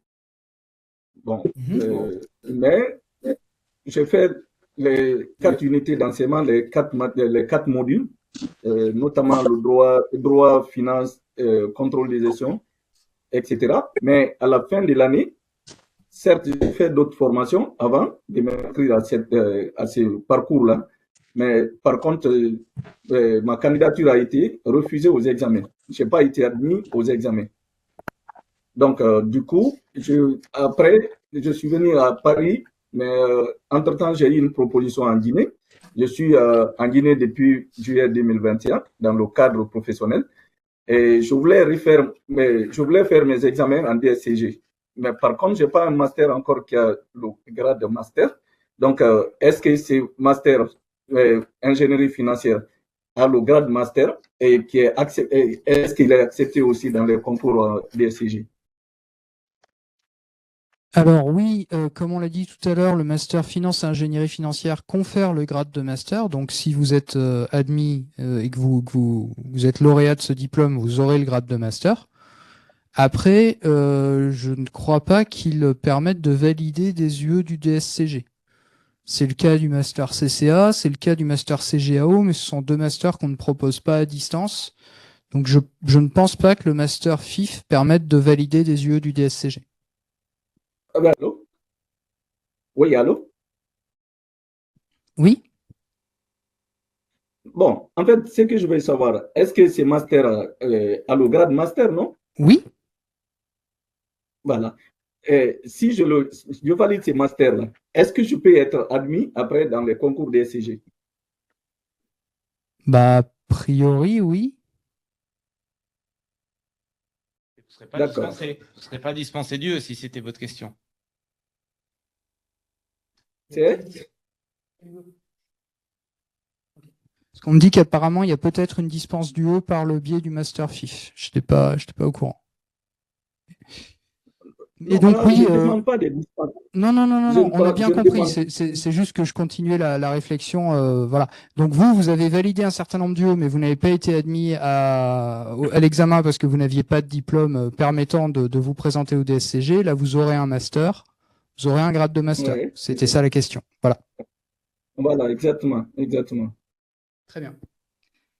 Il y a deux autres personnes qui souhaitaient poser une question. Je vois Albertini, c'est ça?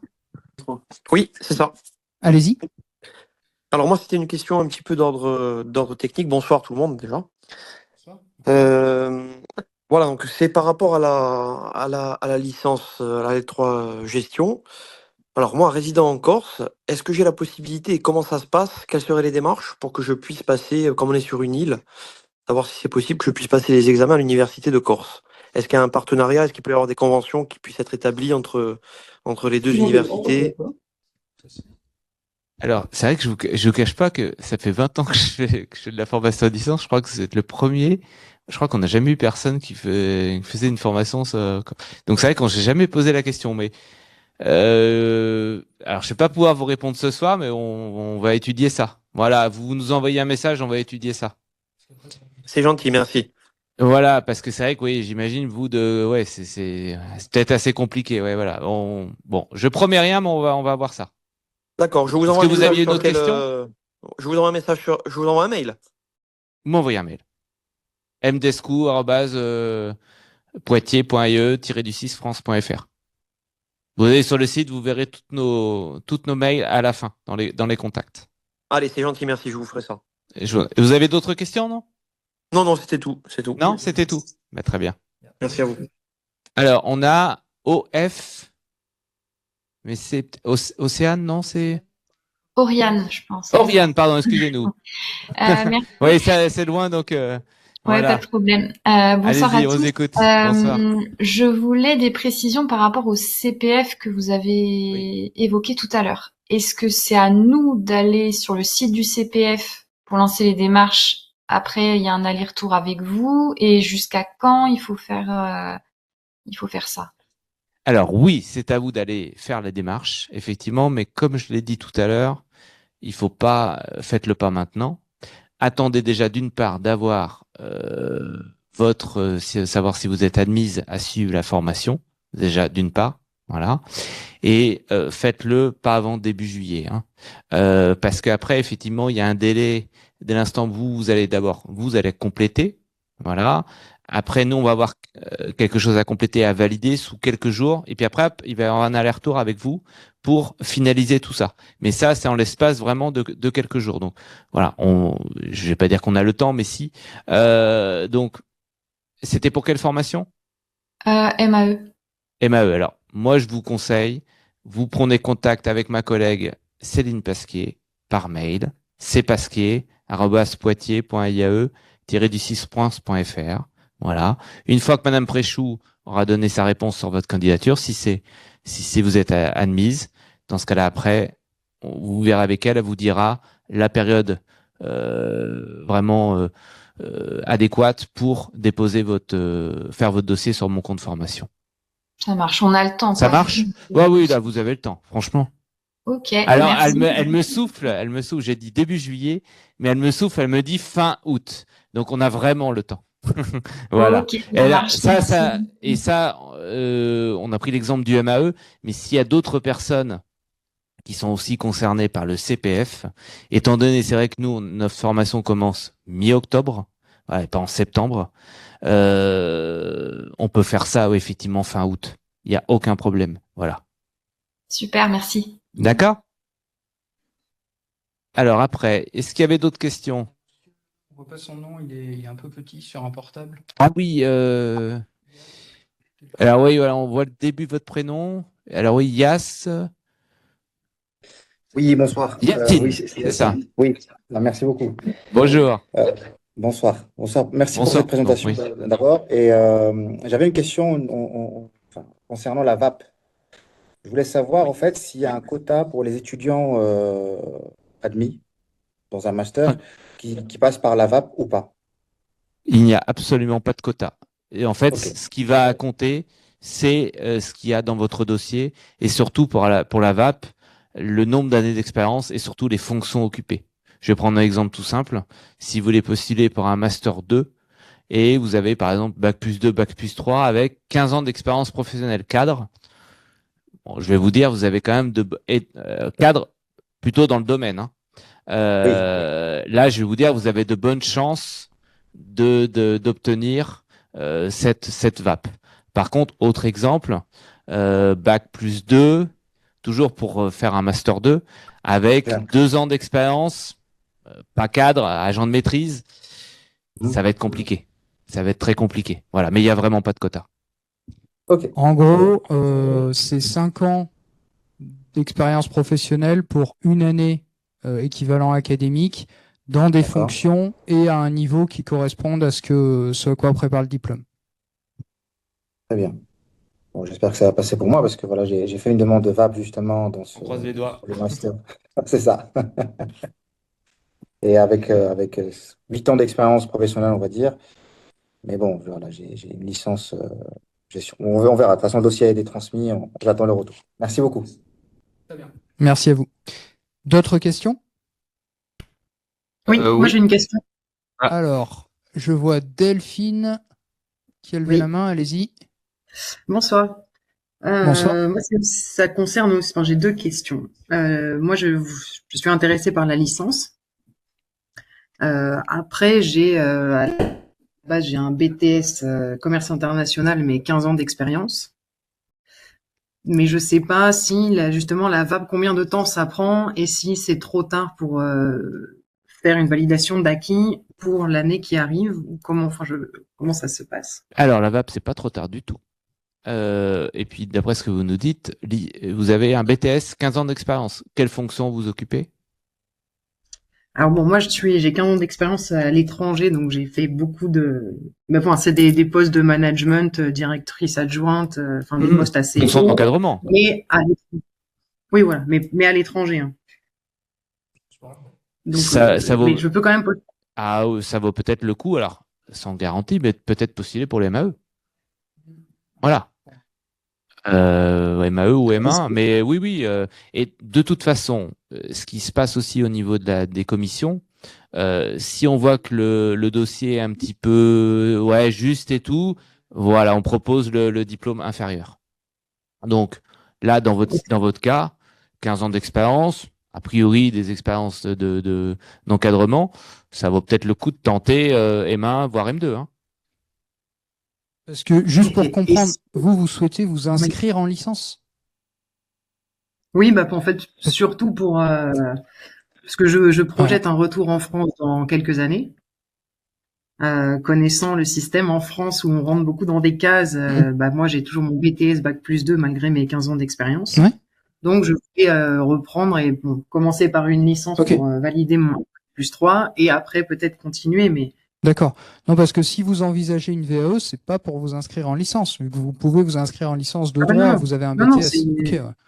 Bah, ce qu'il y a, c'est que la licence, c'est juste pour pour avoir le Bac+3, même si je pense que peut-être je risque de m'ennuyer un petit peu en licence et pas en master. Mais comme j'avais pas le niveau pour aller en master avec mon Bac+2, je savais pas comment faire. Voilà, c'est à ça que servent ces dispositifs, hein, vraiment.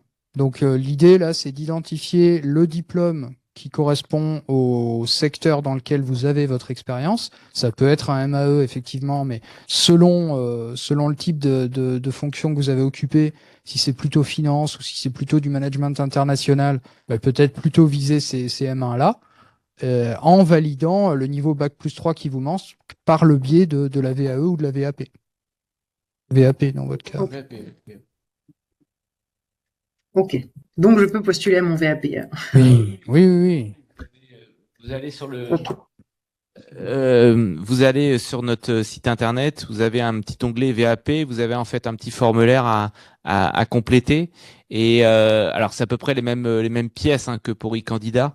Donc si vous le faites déjà sur e-candidat, bah, vous remettez les mêmes pièces parce que c'est traité de façon différente en fait. Hein. Voilà. Alors, il faut savoir que la VAP, il y a un coût, il est de 150 €. Voilà, en plus. Voilà, je préfère le dire. Hein. Voilà.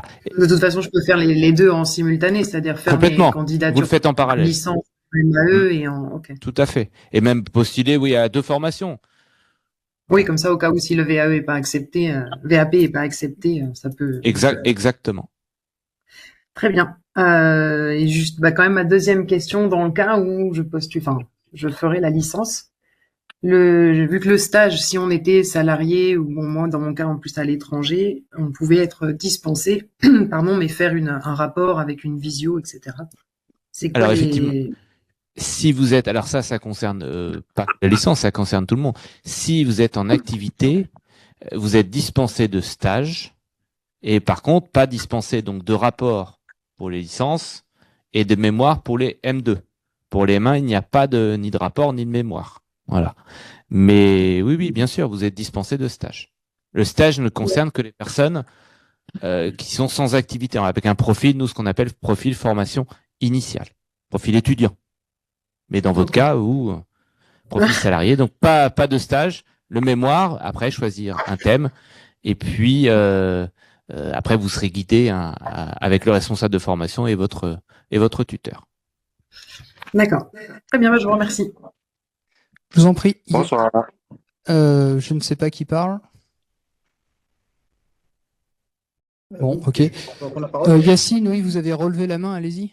Oui, excusez-moi. Juste pour revenir sur la VAP, je voulais savoir en fait par rapport aux étapes. Donc là, juste pour être sûr, j'avais transmis mon dossier justement via la plateforme e-candidat. Et quand j'étais en contact aussi avec une gestionnaire administrative EAD qui m'avait dit effectivement qu'elle allait revenir vers moi par la suite durant le mois de juin pour savoir si je passe en commission VAP ou pas. Donc ça veut dire que là, il y a un dossier qui est déjà transmis, il y a une commission qui passe ou pas. Enfin, il y a mon dossier qui passera à la commission ou pas. Je veux juste savoir en fait les étapes qui suivent la candidature. Votre nom, rappelez-moi votre nom. Yacine Aïdbal. Ça me dit rien parce que la VAP c'est moi qui m'en occupe. Ça me dit rien, il me semble pas. Vous l'avez déposé votre formulaire VAP? Alors en fait, j'ai été en contact avec une gestionnaire administrative EAD. Et c'est pour quelle formation? Vous postulez pour quelle formation? Master 2 GRH. Oui, c'est ma collègue. Madame, vous étiez en contact avec Madame Lespé. Exactement, Nadine Lespé, effectivement. Voilà, oui. Et donc, elle m'avait dit d'abord de transmettre mon dossier via la plateforme e-candidat. et que normalement, le dossier sera le même pour la procédure VAP. Et donc, Tout quand à je lui fait. ai fait part de ça, effectivement, elle m'avait dit, bah, je reviens vers vous vers le 15 juin pour voir si mon dossier passera en commission VAP ou pas. Donc, je voulais juste savoir si il faut refaire un autre dossier. Mais vous savez ce qu'on va faire? Je vais Oui, noter votre nom et dès demain matin, je lui en parle et on vous fait une réponse demain dans la journée. merci D'accord? beaucoup. Merci beaucoup. Ben, je vous en prie. Merci. Est-ce qu'il y a d'autres questions? Oui, moi j'ai une nouvelle question, s'il vous plaît. Allez-y. C'est pour Madame Augustin, pour le coaching. C'est, quand elle en avait parlé tout à l'heure, vous aviez dit, Madame Augustin, que enfin, vous évoquiez des problématiques qui étaient précises. Est-ce que c'est des sessions qui sont individuelles et générales ou axées sur une problématique en particulier qu'on évoquerait avec vous? Oui, alors, concernant les sessions, Le micro on vous coupé. entend plus. Ouais, on vous entend plus. j'ai appuyé 2 fois dessus. Désolée. Alors, je disais que concernant les sessions collectives, donc avec tous les étudiants en général, je fais passer un ordre du jour en amont qui est lui-même basé sur les remontées que j'ai eues des étudiants ou des problématiques qui ont été le plus remontées et du coup, j'en fais profiter au plus grand nombre. Du coup, là, effectivement, c'est plus précis, mais il n'y a pas de souci pour pouvoir déborder sur d'autres sujets. Et quant à l'accompagnement individuel, donc vraiment, où on est juste en bilatéral, là, c'est peu importe le sujet, c'est vraiment l'étudiant qui guide, en fait, le déroulé des 30 minutes. D'accord, ok, c'est très clair. Bah, je vous remercie. Je vous en prie. Est-ce qu'il y a d'autres questions?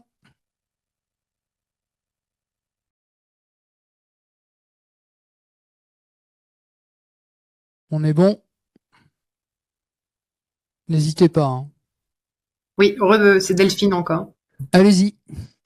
Juste une petite précision. Dans le cas où, par exemple, mon VAP serait validé et que je peux intégrer un Master 1 ou un Master 2, mais que pour X raisons, je n'arrive pas à valider mon Master 1 ou mon Master 2. Ça veut dire que j'ai quand même le niveau licence qui est qui est effectif, ou c'est simplement pour accéder à la formation et ça n'équivaut pas à un diplôme. Ouais, c'est une dispense en fait. Non, ça vous aurez pas le niveau de licence. Oui, c'est juste Si vous pour êtes accéder. accepté pour M1 et M2 et que vous réussissez pas, c'est en fait c'est une passerelle en fait. Ça vous permet d'intégrer, c'est vos expériences qui vous permettent d'intégrer soit M1 ou M2, mais non, ça vous occasionne pas de niveau. Hein. Non. Il n'y a pas de raison. Si la commission, parce que la commission VAP et commission d'équivalence, c'est une étape. Après, il faut aussi votre dossier soit vu par le responsable ou la responsable de formation. Et voilà, si le responsable vous prend, c'est qu'il estime que vous pouvez réussir. Donc, il n'y a pas de raison. Nous, l'objectif, on l'a dit tout à l'heure, c'est de vous emmener au bout. Oui, Voilà. bien sûr. C'est la C'est réussite. bon. Oui, bien. Vous travaillez On espère. régulièrement, si vous travaillez régulièrement, voilà, une douzaine d'heures par semaine en moyenne. Voilà, si vous suivez les petits ateliers de notre coach, si vous venez surtout, voilà, on insiste beaucoup, venez au regroupement. Voilà, mais c'est très très très important. Au mois d'octobre, au mois de si vous avez possibilité, c'est obligatoire les regroupements pour tout ce qui est toutes les personnes financées par les entreprises, par les OPCO, toutes les personnes en contrat d'apprentissage. Là, c'est obligatoire de venir. Mais pour les autres, c'est très très très vivement conseillé. Suivez les classes virtuelles, même si elles sont en replay, suivez-les et faites aussi les devoirs d'entraînement. Voilà, je voyais qu'il y avait pas mal de questions dans le chat sur les devoirs d'entraînement. Un devoir d'entraînement par matière, c'est l'ancien sujet de l'année précédente, donc c'est des devoirs types. Voilà, et on se rend compte, ceux qui viennent au regroupement, ceux qui font les devoirs d'entraînement, c'est pas du 100%, mais on n'en est pas loin. Hein. Voilà, au niveau de réussite. Hein. Voilà. Et après, comme il me semble que vous aviez dit tout à l'heure, si par exemple, bon, je parle de mon cas bien sûr, si je postule je candidate à la licence et à un master 2, mais que après vous estimez que le master 2 est trop élevé, vous me réorienterez en master 1 par exemple, c'est ça? Oh oui. Est-ce qu'on peut faire que 2 candidats? Oui, mais après nous, il y a possibilité de vous réorienter, bien sûr. Vous pouvez faire une demande licence et M2, voilà. Et puis, si le M2 c'est trop juste, on vous orienterait vers un M1. Pas de problème. Ok. Pas de souci. Super, je vous remercie. Je vous en prie. Alors, est-ce qu'il y a d'autres questions? Une team question? Oui, moi j'aurais une question. Bonjour à tous, bonsoir. Alors, il en reste deux. Alors, on va commencer par... non, c'est Nathan encore que... Allez-y, Nathan, et puis après, on fera l'autre personne. Nathan, t'es sûr? Il me semble, ouais. Non, c'était... Mes lunettes me font défaut, moi aussi. Monsieur Richer, oui, pardon. Monsieur Richer. Oui, bonsoir à tous. On vous écoute. En fait, si je vois bien un peu le catalogue de votre formation, l'offre est plus large sur des M2, donc c'est vraiment pour se spécialiser. Moi, j'hésite entre un cursus traditionnel M1 M2, genre plus académique, que me spécialiser, et je vois qu'on peut faire que 2 candidatures sur votre site internet. Je souhaiterais être conseillé. C'est Madame Pasquet qu'il faudrait contacter. Ça dépend. Bah, on a 10 diplômes différents. Alors, en fait, je comprends pas trop le problème. Vous hésitez entre quels diplômes? Entre un cursus en 2 ans et un cursus en 1 an. Voilà, pour pas forcément pour des raisons économiques, mais plus pour des raisons le temps et savoir comment être conseillé au mieux, quoi. Alors, pour le cursus en 1 an, ça signifie que vous avez un profil qui vous permet d'être recruté directement en Master 2. C'est-à-dire, soit vous avez déjà validé un bac plus 4, soit vous avez suffisamment d'années d'expérience pour atteindre le recrutement en M2. Vous voyez? C'est ok, d'accord. Bah, dans ce cas, effectivement, peut-être qu'il vaut mieux contacter, j'ai envie de dire, le responsable de filière de la filière que vous envisagez pour lui demander ce qu'il pense de votre dossier et s'il vaut mieux vous donner 2 ans pour approfondir vraiment, ou si, vu l'historique professionnel que vous avez, vous pouvez taper directement le M2. C'est ça, ouais, parce que quand j'étais pas du tout sûr, et là je vois en participant à la réunion, que ça serait envisageable de postuler directement à M2 via la validation des acquis professionnels. Voilà. Là, c'est une question qui porte à la fois sur votre dossier. Est-ce qu'on peut vous prendre directement en M2? Et ça, c'est un petit peu aussi le responsable de filière qui va pouvoir vous le dire. Et c'est aussi une question d'ordre pédagogique. Qu'est-ce qui est le plus adapté pour vous selon les objectifs que vous vous posez? Et là encore, le responsable de filière, c'est lui qui, selon votre projet, va être capable de vous dire, prenez le Master 1, c'est quand même mieux, ça vous permet de rentrer dans la fonction, ou non, c'est bon, vous voyez ce que vous voulez faire, vous avez les épaules, allez-y directement sur le Master 2. D'accord. Deuxième question, ayant candidaté sur le site de mon master, je vois que j'ai pas eu de candidature retenue par vous. Est-ce que je peux continuer le processus de recrutement? Bien sûr. Ouais. D'accord. Oui. Mon master de toute façon est clôturé et terminé, mais de toute façon là, vous êtes plus profil salarié d'après ce que j'ai compris, non? Oui. Oui, voilà. Donc oui, je dirais même vous auriez pas dû mettre sur mon master. Après voilà, mais c'est pas grave. Donc non, bien sûr, vous avez jusqu'au 15 juin pour vous connecter sur eCandidat, 2 candidatures maximum. Essayez de voir, après, sur notre site internet, je vous invite, il a vraiment été refait, il y a les plaquettes, tout est expliqué avec les contenus de cours. Donc voilà, faites, parce que a priori vous étiez un petit peu, vous hésitiez entre plusieurs formations. Donc voilà, il faut vraiment essayer de peser le pour et contre faites pour 2 candidatures. Mais voilà, après, de toute façon, il faudra faire un choix. Et puis faites surtout le plus rapidement possible votre formulaire VAP. Voilà. Et puis après, on vous dira si c'est possible par vos expériences de pouvoir rentrer directement en M2 ou pas, quoi. Ça, on peut pas vous le dire ce soir. C'est la commission qui décidera, quoi. D'accord. Ok. D'accord. Alors, il y avait une personne qui était intervenue juste avant Mathieu. Si elle veut bien reprendre la parole, est-ce que c'est Monsieur El Dayan? Oui, bonsoir, vous m'entendez? Bonsoir. Oui, on vous entend très bien. Oui, bonsoir. Je contacte de Beyrouth, Liban. Une petite question, s'il vous plaît. Je sais que cette session est dédiée au programme IAE. Cependant, j'ai une question concernant le master administration publique FAD en partenariat avec le CNAD. Les modalités d'apprentissage et toutes les informations pertinentes sont-elles identiques? C'est le même Moodle, c'est le même système? Alors, le master administration publique est proposé par l'IPAG et pas par l'IAE. C'est pas nous. C'est l'université de Poitiers, mais c'est pas nous. Oui, oui. Mais le système, alors c'est un autre système d'apprentissage, Tout à fait. ou bien ah, ok. C'est pas du tout la même chose, c'est pas la même plateforme, c'est pas les mêmes équipes, mais c'est la même université. Donc, Ok, je comprends. malheureusement, on pourra pas vous renseigner sur ce diplôme. C'est bon, merci, monsieur. Je vous en prie. Je vois, t'arrives à lire Bénéchour. Oui, Bénichour. Excusez-nous pour la Monsieur Bénéchour, désolé, ou Madame Bénéchour d'ailleurs. Il n'y a pas de souci, c'est Ashraf Benachour en fait du coup. Bénéchour, merci. Il n'y a pas de souci. Moi, ma question, s'il vous plaît, il va porter sur la formation M2 à l'IAE, Master Finance, parcours Finance et Ingénierie Financière. En ce qui concerne le financement pour cette formation, s'il vous plaît, j'aimerais passer par mes droits à CPF et j'aimerais savoir s'il y a des facilités pour le reliquat à payer, s'il y a des facilités de paiement. Non, malheureusement, mes collègues viennent de me confirmer à l'instant. Non, dès l'instant où vous ferez votre démarche de CPF, la plateforme vous demandera tout de suite le solde. Malheureusement, il n'y a pas possibilité de paiement. On peut rien faire. On maîtrise pas ça. Ok, très bien. C'est Voilà. au niveau du CPF du coup. Comment?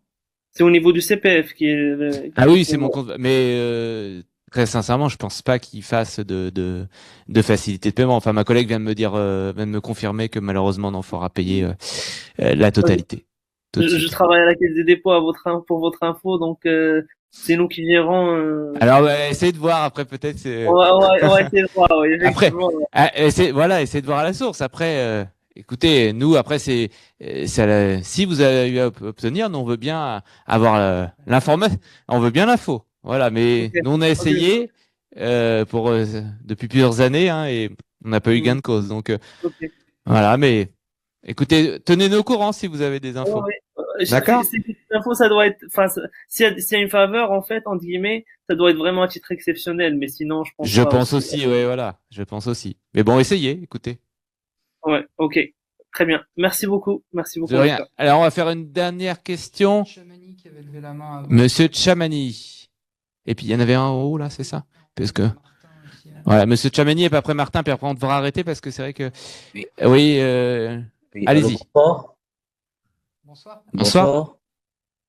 Désolé, j'étais un peu en retard. Je pensais que c'était à Pas de souci. 18h30 heure de Bangui, alors que c'est non. Bon, je vais voir les replays tout à l'heure. Alors, je voudrais savoir, j'effectue pour l'instant une formation en méthode informatique appliquée au management des entreprises, MIAH, à l'université de Picardie, Jules Verne, à distance. Et donc, j'aimerais savoir, pour l'instant, c'est R3. J'aimerais savoir si vous proposez également des formations en informatique ou en ce sens, en analyse de données ou en ce sens, niveau master. Alors, on n'aura pas de formation spécialisée en système d'information ou en informatique. Typiquement, si vous venez d'un master MIAGE, vous avez plutôt et que vous voulez une formation à la gestion, vous avez plutôt un profil MAE. D'accord. Donc, si vous devez candidater à deux éléments pour vous spécialiser vers la gestion, c'est L3 gestion pour sécuriser un peu, et puis plutôt MAE, parce que vous avez plutôt un profil MAE. D'accord, je comprends. Merci. Pas de problème. Et il y avait monsieur, ça sera la dernière question, je n'arrive pas à lire votre nom, Martin, oui, je crois. Gomez? Je ne sais pas. Je vais me rapprocher parce que là, c'est insupportable. Oui, c'est vous, c'est bien vous. Merveilleux. Oui, Karim. Karim, ah ouais, Karim Martin, on a fait fort là quand même. Non, mais c'est vraiment tout petit. Pas de souci. Bonjour en fait, Karim, c'est une question. désolé. La question. Bonjour, il n'y a pas de souci. Alors, ma question est de savoir, en fait, pour le Master FIF, est-ce que les interventions sont prévues durant la formation, en fait, des interventions des professionnels, en fait, sont prévues dans la formation. Oui, vous avez une part des enseignants qui sont des intervenants professionnels, donc du domaine de D'accord. la finance et de l'ingénierie financière. D'accord. Ouais, c'était tout en tout cas. Merci beaucoup. Excusez-moi, messieurs, une Allez, petite dernière question, s'il vous plaît, la on y dernière va. pour la fin. Juste par rapport à la formation dont je vous ai parlé, finance, parcours ingénierie financière, est-ce qu'elle est reconnaissante auprès de ministre de l'enseignement supérieur? Alors, oui, j'ai mes 203, effectivement, le Master FIF est toujours reconnu par le ministère de l'Enseignement supérieur et il délivre toujours le grade de Master. Et si une quatrième personne veut poser la question, je ferai la même réponse. D'accord, parce que j'étais pas là depuis le début, je suis arrivé Il n'y a vraiment pas de il y a 15 souci. minutes, donc ok. Merci beaucoup, merci. Toutes nos formations sont des diplômes d'État. Voilà, toutes nos formations sont des formations délivrées, des diplômes d'État, pardon, que ça soit licence, Master 1, donc c'est le niveau intermédiaire, mais M2, voilà, ce sont tous des diplômes d'État délivrés par le grade de master par l'université, habilité par le ministère de l'Enseignement supérieur et de la Recherche. Voilà, donc avec les crédits ECTS, niveau reconnaissance, il n'y a pas mieux. Voilà. Merci à tous de votre présence ce soir. On va malheureusement devoir s'arrêter. Il y avait peut-être encore quelques petites questions, mais n'hésitez pas à nous contacter éventuellement par mail. Je pense qu'il y a aussi pas mal de questions qui ont trouvé leur réponse dans le chat et on espère revoir un grand nombre d'entre vous dans l'année qui vient ou dans les années à venir. Bonne soirée.